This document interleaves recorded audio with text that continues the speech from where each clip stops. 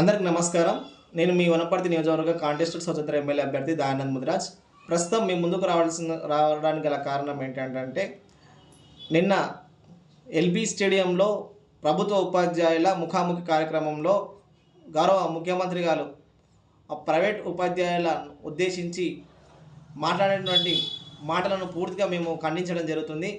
తెలంగాణ రాష్ట్రంలో 3 లక్షల పైచిలకు ప్రైవేటు ఉపాధ్యాయులు ప్రైవేట్ విద్యా సంస్థల్లో ఉపాధి కొరకు వాళ్ళ ఉద్యోగరీత్యా వాళ్ళు పనిచేస్తూ విద్యార్థులకు విద్యాబుద్ధులు నేర్పుతూ ఈరోజు వాళ్ళ జీవనాన్ని కొనసాగిస్తున్నారు. అలాంటి ఉపాధ్యాయులని నేడు గౌరవ ముఖ్యమంత్రి గారు ఉపాధ్యాయుల పట్ల ఇంటర్ డిగ్రీ ఫెయిల్ అయిన వాళ్ళు ఈరోజు ప్రైవేట్ విద్యా సంస్థల్లో విద్యను బోధిస్తున్నారని మాట్లాడడం అనేది పూర్తిగా మేము ఖండించడం జరుగుతుంది. ముఖ్యమంత్రి గారు మీ విద్యాశాఖ అధికారులచే మీరు ఒక నివేదిక తీసుకోండి. ప్రైవేట్ విద్యా సంస్థల్లో ఏ క్వాలిఫికేషన్ ఉన్నటువంటి ఉపాధ్యాయులు ఈరోజు విద్యాబుద్ధ్యాలు బోధిస్తున్నారు అనే అంశంపైన మీరు ఒక పూర్తి స్థాయి నివేదిక తీసుకోవాలని మేము కోరడం జరుగుతుంది.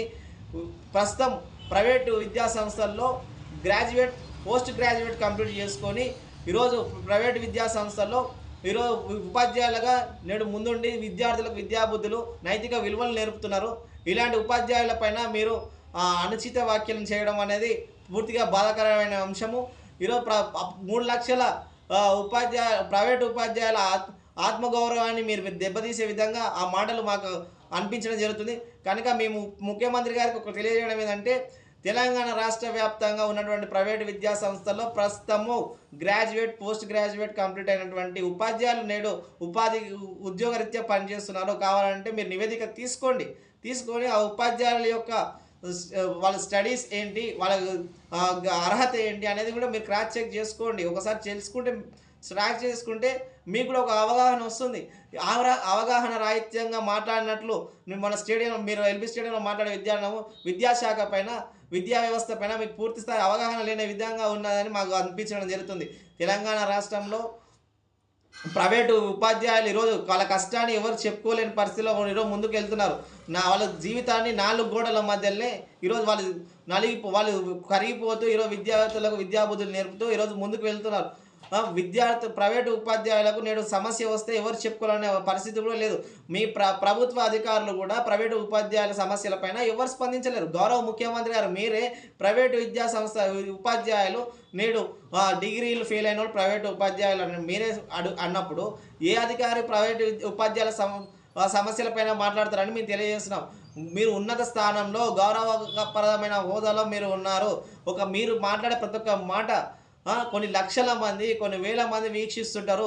మాట్లాడేటప్పుడు కొద్దిగా ఆలోచించి మాట్లాడండి. ముఖ్యమంత్రి గారికి మేము తెలియజేయడం ఏంటంటే, ఇప్పుడు మీరు ఉన్నత స్థానంలో మీరు కూడా మీ యొక్క పిల్లలు ఎక్కడ చదువుతున్నారు, మీ యొక్క పిల్లలు ఎక్కడ చదివారు, ప్రస్తుతం ఈరోజు మీరు ఎవరైతే చెప్తారో ఆ స్టేజ్ డయాస్ మీద కానీ డయాస్ ముందున్న కానీ పిల్లలు ఎక్కువ శాతం మెజారిటీ స్టూడెంట్స్ ఎక్కడ చదువుతున్నారు అనేది ఒకసారి ఆలోచించి మీ ఆత్మ పరిశీలనకి మేము ఉంచడం జరుగుతుంది.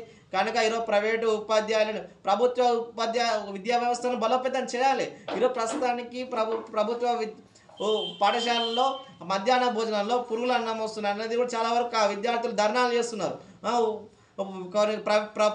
ప్రభుత్వ పాఠశాలలో సరిగా మౌలిక వసతులు లేవని విద్యార్థులు ధర్నా చేస్తున్నారు. విద్యార్థులు ఇబ్బందులు గురవుతున్నారు. సాంఘిక సంక్షేమ శాఖల్లో బీసీ ఎస్టీ మైనారిటీ సాంఘిక సంక్షేమ శాఖల్లో హాస్టల్లో వసతి గృహాల్లో ఈరోజు ఇబ్బందులు గురవుతున్నారు. మరి వీటిపైన మీరు ఎందుకు మాట్లాడలేదండి? ఒక ప్రైవేటు ఉపాధ్యాయుల పైన ఈరోజు మీరు మాట్లాడే ఎంతవరకు సమంజసం? వీటిని కరెక్ట్ చేయండి. ఫస్ట్ ముఖ్యమంత్రి గారికి మేము తెలియడం ఏంటంటే, ఈ సమస్య పైన మీరు మాట్లాడండి. విద్యార్థులకు న్యాయం చేయాలంటే ఈరోజు ప్రైవేటు ఉపాధ్యాయులు తీసుకున్న జీతానికి చేసే పనికి సంబంధమే ఉండదు. ఈరోజు లక్షల రూపాయలు తీసుకున్నటువంటి ఉపాధ్యాయులు ఏం చేస్తున్నారు, వాళ్ళు ఏ సమయానికి డ్యూటీలోకి వస్తున్నారు అనే అంశం పైన మీరు ఆలోచించాల్సిన అంశం, మీరు మానిటరింగ్ చేయాల్సిన అంశం. ఈరోజు విద్యాశాఖ అధికారులు ఏం చేస్తున్నారు అనేది అది చూడాలి. నేను మా కాన్స్టిట్యున్సీలో విద్యార్థుల సమస్యలను మేము విద్యాధికారుల దృష్టికి తీసుకెళ్ళాము. మేము విద్యార్థి సంఘాలతో మాట్లాడాము.